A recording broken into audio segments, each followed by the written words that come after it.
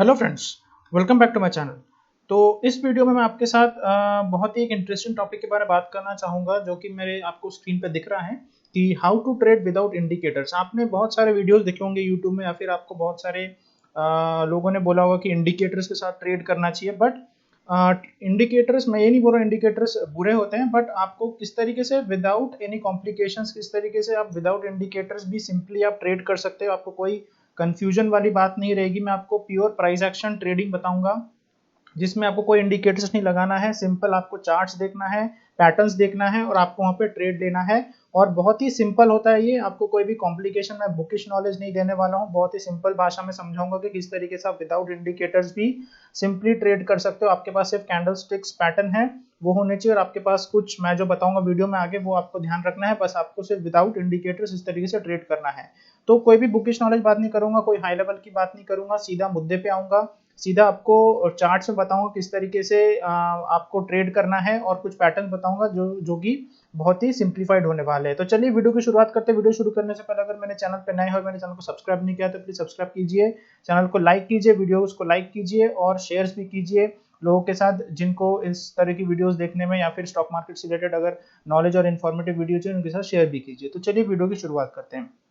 तो सबसे पहले मैं आपसे बात करूंगा कि किस तरीके से मतलब नेक्स्ट जो है सपोर्ट एंड रेजिस्टेंस। आप ये वीडियो, ये जो मैं बता रहा हूँ सपोर्ट एंड रेजिस्टेंस, ये देख के भाग मत जाना, वीडियो छोड़ के भाग मत जाना, क्योंकि सपोर्ट एंड रेजिस्टेंस के बारे में आपने बहुत सारे वीडियोस अभी है यूट्यूब पे, या फिर बहुत सारे लोगों से आपने सुना होगा, वीडियोस देखे होंगे, तो वहाँ पे सपोर्ट एंड रेजिस्टेंस की बात होती है। बट सपोर्ट एंड रेजिस्टेंस की बात एक्चुअली किस तरीके से करनी चाहिए, मतलब नॉर्मल, क्योंकि वो जो होता है वो नॉर्मली सभी लोग करते हैं, बट आपको मैं कुछ अलग चीज बताने वाला हूँ जिसको मैंने खुद अपने एक्सपीरियंस से डेवलप किया है।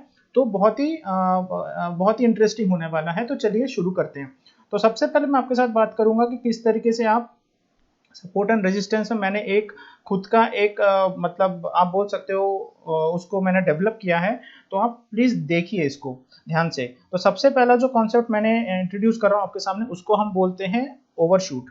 ठीक है, ओवरशूट का आपने शायद ही किसी यूट्यूब वीडियो में या फिर किसी से सुना होगा, तो इसको थोड़ा ध्यान से सुनिए। ओवरशूट का मतलब क्या होता है कि जैसे आपने ये मैं ये एक रेंज ड्रॉ कर देता हूँ। आपको पता है सपोर्ट एंड रेजिस्टेंस क्या होता है, कि एक स्टॉक ऐसा ऊपर जाता है, then it comes down, then it goes up, then it comes down, then again goes up, then again comes down. मतलब अभी एक्सपेक्टेशन क्या होता है, यहाँ पे प्राइस है अभी फिलहाल, फॉर एग्जाम्पल ये 100 रुपीज का प्राइस पकड़ लीजिए, 110 पकड़ लीजिए। तो एक्सपेक्टेशन क्या रहता है कि ये स्टॉक यहाँ से नीचे आएगा, एंड देन यहाँ से अगेन बाउंस बैक करेगा, अगेन यहाँ से, क्योंकि पिछले बार भी उसने यहाँ पे यहाँ पे सपोर्ट लिया है, और एक्सपेक्टेशन यह रहता है कि यहाँ से वो बाउंस बैक करेगा। तो अभी क्या होता है, आप क्या करते हो, यहाँ पे फॉर एग्जाम्पल ये 100 रुपीज का प्राइस है, तो अब यहाँ पे अपना स्टॉप लॉस बाय ऑर्डर लगा के रख देते हो इस 100 रुपीज पे। आप सोचते हो कि 100 रुपीज जब भी आएगा मेरा स्टॉक बाय हो जाएगा, और मेरा यहाँ से ऊपर again it will go like this, ऊपर ऐसे चला जाएगा, ऊपर इस तरीके से ऊपर जाएगा, ऐसे ऊपर चला जाएगा। बट क्या होता है इसमें, आपने बहुत बार ऐसा एक्सपीरियंस किया होगा, आपने 100 रुपीज से बाय किया, और फॉर एग्जाम्पल आपने कोई ऐसा यहाँ पे लो रहा होगा, आपने यहाँ पे स्टॉप लॉस रखा होगा मे बी 5 रुपीज नीचे, 95 का या फिर जो भी 98 का, whatever stop loss you may have put according to your analysis. तो आपने स्टॉप लॉस रखा, बट क्या होता है, स्टॉक नीचे आ जाता है, यहाँ से नीचे आके देन इट गोज अप। ये ऐसा नहीं होता है जो मैंने आपको बताया, ये ऐसा होता है कि स्टॉक नीचे आता है, आपके स्टॉप लॉस को हिट करता है, देन ऊपर जाता है। दिस इज कॉमन फिनोमेना, ये मार्केट में होता है, सबके साथ होता है, आपके साथ भी हुआ रहेगा, मेरे साथ भी हुआ है पास्ट में। बट मैं जो आपको बताने वाला हूँ उसके बाद ये चीज आपके साथ नहीं होगी। तो ठीक है, तो इस तरीके से बहुत सारी चीजें, इसको हम बोलते हैं ओवरशूट। मतलब आपका क्या, प्राइस आपके बाय ऑर्डर को ट्रिगर करता है, देन इट कम्स डाउन, आपके स्टॉप लॉस को हिट करता है, देन यहाँ से वो ऊपर चला जाता है, और आप मतलब आपका प्रॉफिट आपके पास आ जाता है प्रॉफिट, मतलब आप, बट उस प्रॉफिट को आप ले नहीं पाते क्योंकि आपका ऑलरेडी स्टॉप लॉस हिट हो चुका है, you are already out of the trade. तो ये होता है ओवरशूट, मतलब आपके प्राइस को वो नीचे जाके देन इट गोज अप, तो ये तो ओवरशूट। ये मैंने ये मेरा खुद का डेवलप किया हुआ एक मतलब मैंने एक्सपीरियंस किया, इसलिए मैं आपके साथ शेयर कर रहा हूँ। तो चलिए, दूसरा चीज क्या होता है, दूसरा चीज होता है, नेक्स्ट इसका उल्टा होता है, इसको हम बोलते हैं अंडरशूट। ठीक है, अंडरशूट, अंडरशूट इसका उल्टा होता है। Again I will draw range, support and resistance, it goes up down, then again ऊपर जाता है। एक्सपेक्टेशंस क्या होती है, ये स्टॉक यहां से आएगा, सॉरी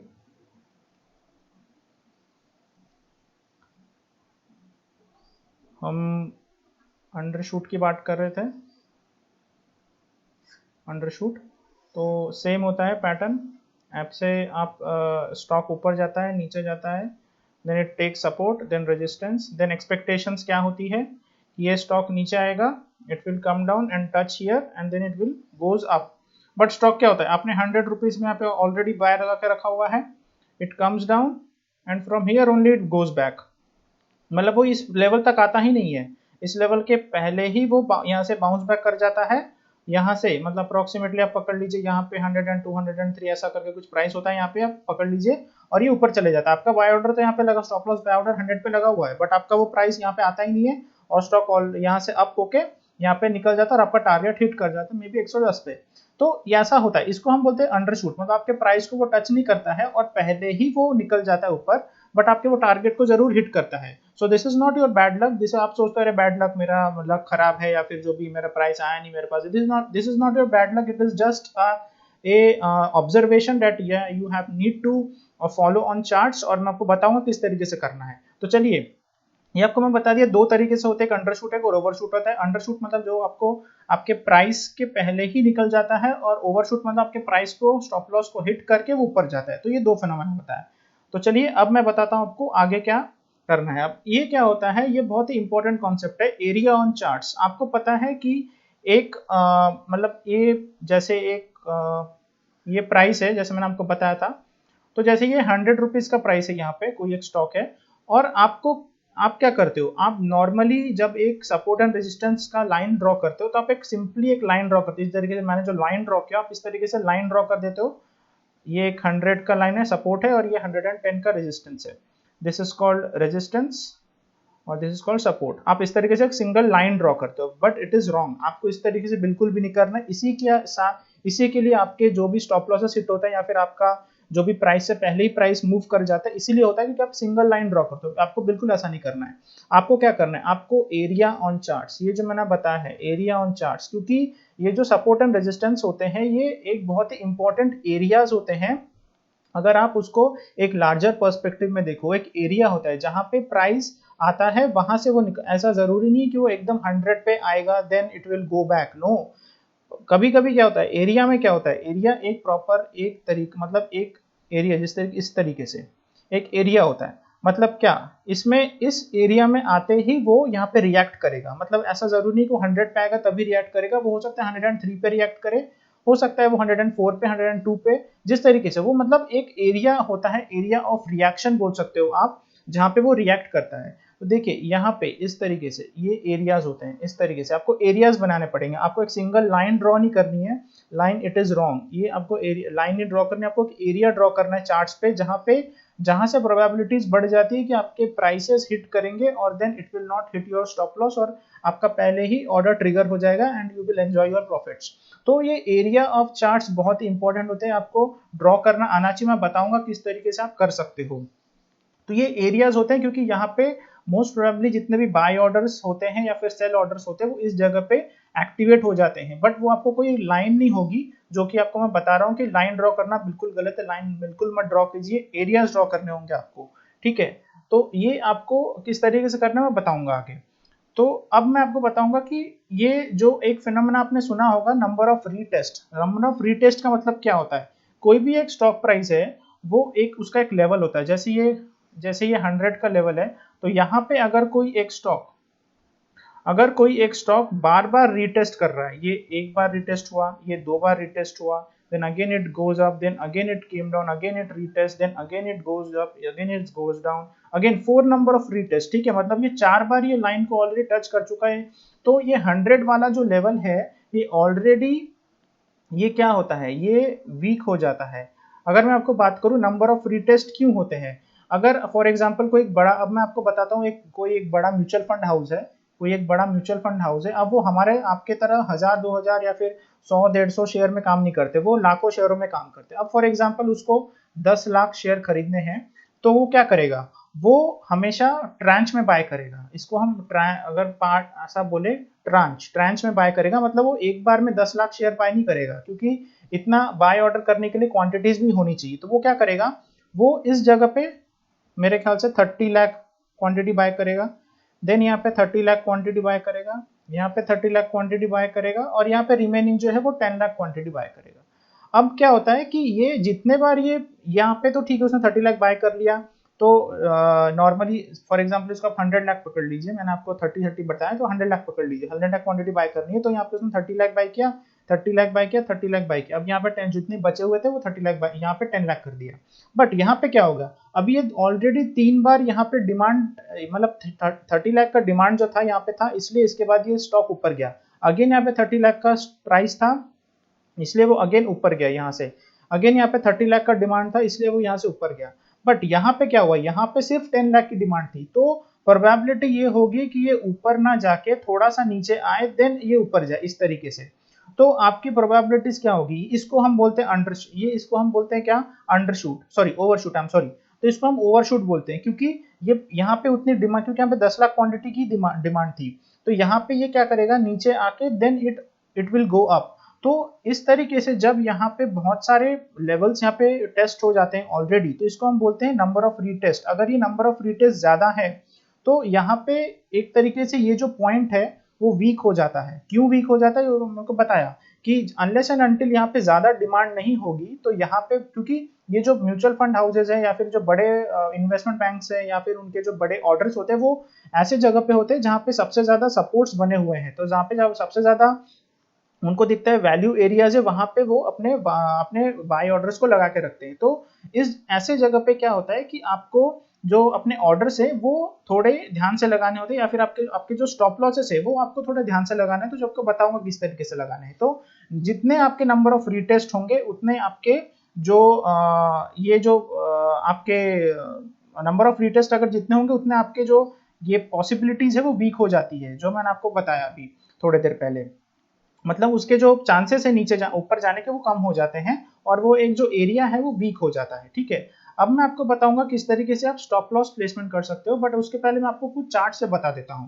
तो देखिए, चार्ट से बहुत इंटरेस्टिंग चीज मैं आपको बताने वाला हूं, तो ध्यान से आप इसको देखते रहिए। तो देखिए, ये मैंने आपको पहले क्या बताया था, ये एक एरिया होता है, इसको मैं बोल रहा था area. This is called area of value area, या आप बोल सकते हो वैल्यू एरिया है। मतलब यहाँ पे आपको एक सिंगल लाइन नहीं ड्रॉ करनी है कि आपने एक सिंपल सी लाइन ड्रॉ कर दी। सिंपल सी लाइन ड्रॉ बिल्कुल भी नहीं करनी है, आपको एक एरिया ड्रॉ करना है जहां पे आपको देखते हैं कि नंबर ऑफ रिटेल्स बहुत ज्यादा हो रहे हैं। देखिए, ये इस जगह पे देखिए, आप इस जगह पे देखिए, आप इस जगह पे देखिए, यहाँ पे देखिए, आप इस जगह पे देखिए, अगेन इस जगह पे देखिए। तो देखिए कितने रीटेस्ट हो गए, एक एरिया पे 5 रीटेस्ट हो चुके हैं ऑलरेडी। तो ये जो एरिया है, आप इसको बोल सकते हो एक weak area, because it has already tested 5 number of times this area। तो ये ऑलरेडी वीक हो चुका है ये एरिया। तो यहाँ पे अगर मैं उस म्यूचुअल फंड के एग्जांपल से बात करूं, तो ऑलरेडी अगर उसको 100 लाख शेयर्स खरीदने थे, तो यहाँ पे वो 20 लाख बाय कर चुका है, यहाँ पे 20 बाय कर चुका है, यहाँ पे 20 बाय कर चुका है, यहाँ पे 20 बाय कर चुका है। और आप अगर बोलो कि यहाँ पे भी अगर वो 20 बाय कर चुका है ऑलरेडी इस जगह पे, तो ये भी आप बोल सकते हो। बट इस जगह पे अगर वो 5th टाइम 6th टाइम अगर जो रिमेनिंग क्वांटिटी है वहां पे 20 लाख नहीं बचेगी, वहां पे मे बी 10 लाख या फिर उससे कम आपकी क्वांटिटी बचेगी बाय करने को। तो हो सकता है अगर आप यहाँ पे अपना बाय ऑर्डर लगा के रखो, इस जगह पे आपका बाय ऑर्डर प्लेस है, स्टॉप लॉस बाय ऑर्डर आपका यहाँ पे बाय होगा, then it will come down, it will hit your stop loss, then again it will go up. ठीक है, तो इस तरीके से होता है। आप क्या करोगे, आप सिंपली क्या करोगे, एक मिनट इसको डिलीट कर देता हूं, again I will draw for you. Okay, तो आप क्या करोगे, आप यहाँ पे बाय ऑर्डर लगाओगे अपना। ठीक है, यहाँ पे बाय ऑर्डर लगा दिए, और आप क्या करोगे, स्टॉप लॉस यहाँ पे प्लेस करोगे मे बी। बट यहाँ पे आपने बाय ऑर्डर लगाया तो मे बी यहाँ पे स्टॉप लॉस प्लेस करोगे, या फिर यहाँ पे आप स्टॉप लॉस प्लेस करोगे। बट दिस इज रॉन्ग, क्योंकि अगर आपने यहाँ पे स्टॉप लॉस प्लेस किया हुआ है तो ऑलरेडी आपका ये स्टॉप लॉस हिट हो चुका है। तो ये आप बोल सकते हो एक तरीके से ओवरशूट हो चुका है। तो आपको इस तरीके से स्टॉप लॉस प्लेस बिल्कुल भी नहीं करना है। आपको स्टॉप लॉस कहाँ प्लेस करना है, आपको स्टॉप लॉस प्लेस करना है यहाँ पे, इस जगह पे। ठीक है, तो ये एक क्या है, ये एक सिग्निफिकेंट लो है। देखिए यहाँ से स्विंग आया, then again it gone up. Okay, देखिए यहाँ से स्टॉक नीचे आया, it take a support here and then it gone up. तो यहाँ पे देखिए एक सिग्निफिकेंट लो बना है। देखिए यहाँ पे आप अगर इस चीज को देखोगे तो ये एक सिग्निफिकेंट लो नहीं है। यहाँ पे देखिए, यहाँ पे इस तरीके का आपको अगर विक दिख रहा है नीचे तो बहुत लॉन्ग विक है यहाँ पे। तो आपको यहाँ पे आपको इस जगह पे स्टॉप लॉस अपना प्लेस करना है, जो कि अभी तक हिट नहीं हुआ है एंड आई एम एक्सपेक्टिंग कि यहाँ से ऊपर जाएगा एंड इट विल, जो यहाँ पे पहला एक रेजिस्टेंस था इट विल टच ये, मतलब आपका जो टारगेट 1 रहेगा वो ऑलवेज यही रहेगा, क्योंकि ये ऑल प्रीवियस रेजिस्टेंस था। तो आपको यहाँ पे टारगेट मिल सकता है, तो आप स्टॉप लॉस यहाँ पे हिट प्लेस करोगे। ठीक है, आप हमेशा कोई भी, आपको बहुत सारे लोगों ने बोला होगा कि आपने सुना होगा कि स्विंग लो पे स्टॉप लॉस प्लेस करना चाहिए। नहीं, आपको स्विंग लो पे स्टॉप लॉस बिल्कुल प्लेस नहीं करना है। आपको स्टॉप लॉस प्लेस करना है एक सिग्निफिकेंट लो पे, जहां से बाउंस बैक किया है बहुत स्ट्रांगली, और जहां पे आपको एक स्ट्रांग अगर विक दिख रही है, हैमर पैटर्न्स दिख रहे हैं, या फिर आपको अगर आप इन्वर्टेड हैमर बोल सकते हैं, इन्वर्टेड हैमर पैटर्न्स दिख रहे हैं, वहां पे आपको स्टॉप लॉसेस प्लेस करने, या फिर पिन बार फॉर्मेशंस दिख रहे हैं, वहां पे आपको स्टॉप लॉसेस प्लेस करने हैं। ठीक है, नेक्स्ट मैं आपसे और एक एग्जांपल शेयर करूं। देखिए ये भी एक क्लासिक एग्जांपल है, तो इसको समझिए। देखिए यहाँ पे एक बार रीटेस्ट हो चुका है, यहाँ पे अगेन रीटेस्ट हो चुका है, यहाँ पे अगेन रीटेस्ट हो चुका है, यहाँ पे अगेन रीटेस्ट हुआ, यहाँ पे अगेन रीटेस्ट हुआ, और अगेन देखिए वंडरफुल एग्जांपल। देखिए यहाँ पे आपने बाय ऑर्डर प्लेस किया होगा, आपने स्टॉप लॉस बाय ऑर्डर में भी अराउंड 770 टू 770, और आपने इस लो के नीचे यहाँ पे आपने स्टॉप लॉस प्लेस किया होगा, या फिर इस जगह पे, या फिर इस जगह पे आपने हमेशा अपने लो पे प्लेस किया होगा, या फिर इस जगह पे प्लेस किया होगा, ये वाला स्विंग लो। तो this is your stop loss, तो it already hit your stop loss. तो आपको क्या करना है, आपको हमेशा प्लेस करना है एक स्ट्रॉन्ग, मतलब जगह पे जहां पे आपके स्टॉप लॉसेस हिट होने के चांसेस बहुत कम है। देखिए ये वाला, अगर आपको फिर से ड्रॉ करके बताता हूँ, देखिए ये वाला प्लेस इस जगह पे क्यों, क्योंकि देखिए यहां से ये स्टॉक ऊपर आया था, यहाँ पे रेजिस्टेंस खाया, then again it went back, again it came down to here level, then it went up. तो ये एक स्ट्रॉन्ग एक पहले एक रेजिस्टेंस का काम कर रहा था और अभी एक सपोर्ट का काम कर रहा है। तो आप इस लेवल को आप स्टॉप लॉस मान सकते हो, जो कि अभी तक हिट नहीं हुआ है। तो आपको ऐसे लेवल्स पे स्टॉप लॉस प्लेस करना है जो कि लो ना हो उस पट्टी के, जैसे ये जो था, ये इसका एक स्विंग लो था, तो आप इस जगह पे बिल्कुल भी स्टॉप लॉस नहीं प्लेस कर सकते, यहाँ पे नहीं कर सकते, because it had already retested these level, so it is already a weak section. यहाँ पे आपके स्टॉप लॉस हिट होने के चांसेस ज्यादा हैं। आपको स्टॉप लॉसेस वहां पे प्लेस करने हैं जहां पे आपके एक सिग्निफिकेंट पहले एक सपोर्ट था और एक रेजिस्टेंस बन रहा है, जैसे ये लेवल पे बन रहा है, जो कि मैंने आपको पहले